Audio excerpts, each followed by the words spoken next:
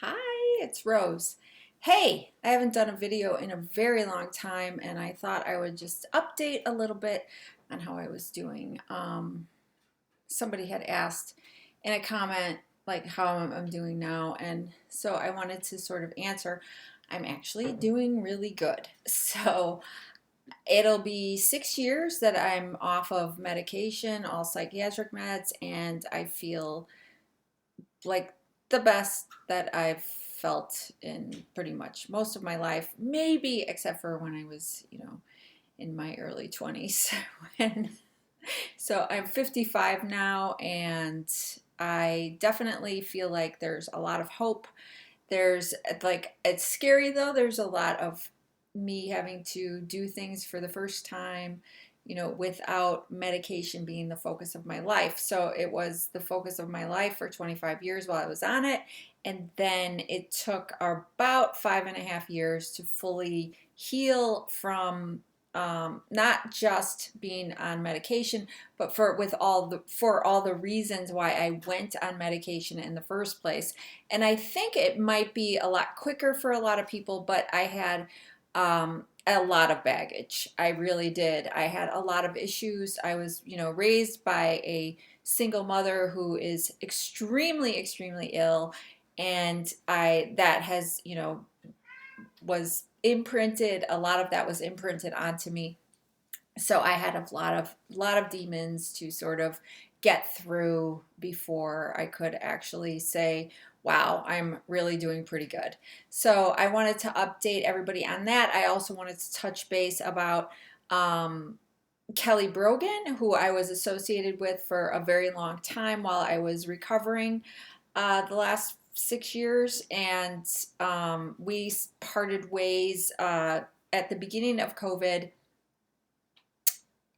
when she took a different route that I was very surprised that she took, and I felt like I was more neutral, and didn't really want to take sides.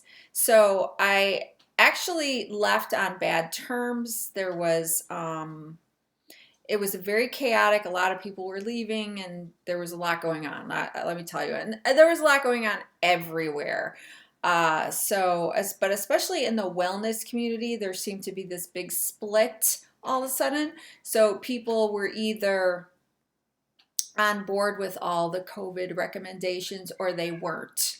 And at that time, I kind of wanted to play a more neutral stance and, um, not really take a side. And that wasn't going to work out, with Kelly, it being in Kelly's community. So I felt like my views no longer aligned with her. And there was also some other stuff that had happened, but I felt like my views no longer aligned with her. And so I left. That said, I have nothing against Kelly Brogan. I think she has every right to have her platform. I actually, I actually live a lot of the core tenets that she teaches are still really important to me. I um, I do 100% believe that you can, heal mental illness without medication, and that's it. And I don't 100% believe that everybody can, but if you want to, I think that you can. So that said, I did an interview with a gentleman named Matthew Remski. He wrote an article for Medium, or Gen magazine, which is a division of Medium, and I fully 100% regret doing that article or doing that interview with him. So I feel like he had an agenda which was different than mine. And mine was mostly about medication withdrawal, and how I felt Kelly wasn't able to support people going off of medication in that community. He was more interested in framing her as a conspiracy theorist, and honestly, I've come a long way with conspiracy theorists. I was raised by one.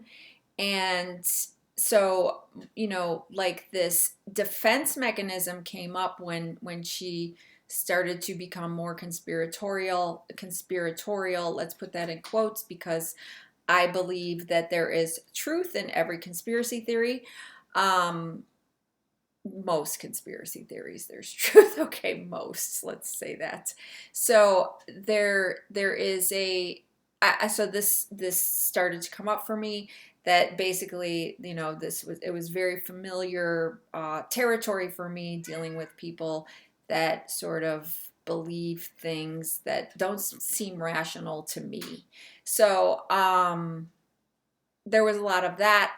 Now looking back, I totally understand where and why people do believe in conspiracy theories, or what would be labeled as conspiracy theories. I understand why people don't trust the dominant narrative, and why they don't trust experts. So experts meaning the media, or the president, or doctors telling you what to do, or whoever, whoever the expert is. So I totally understand why they don't. So that's where I'm at now, and I just kind of wanted to touch base and tell everybody, say hi. And like, going forward with this YouTube channel, I really want to focus more on other topics. Like, I don't want to, like, I do think psychiatry plays a role in my life, but I really don't want to focus on that much anymore. I want to move on from that. And I believe you me, my husband wants me to move on too. My family wants me to move on. Everybody wants me to move on. It's a really hard place to be. And I will talk about this more. I'll talk about, the culture of, the psychiatry culture, and the culture of being a patient, and being diagnosed as, mentally ill or depressed, or whatever you want to call it. How that I had to even recover from that. Like, that is something that I didn't know that I was fully sort of still hanging on to, like this identity that it was giving me. And I mean, so even like after I came off the meds, my new identity or cause was to help people that were still on the meds. So there was always sort of, it was a way to define myself, and I'm kind of moving on from that. And so there's a lot of things that I would like to, play around with this YouTube channel, way other subjects, like, just regular life stuff that everybody's dealing with right now. And whatever,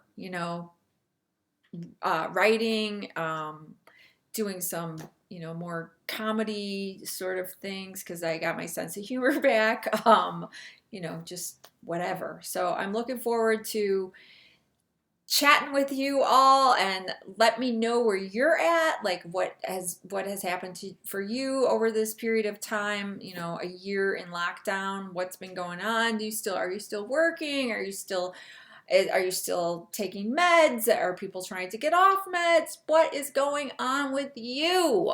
Really, seriously, I would love to hear from you. I hope everybody is doing well, and I've missed you all.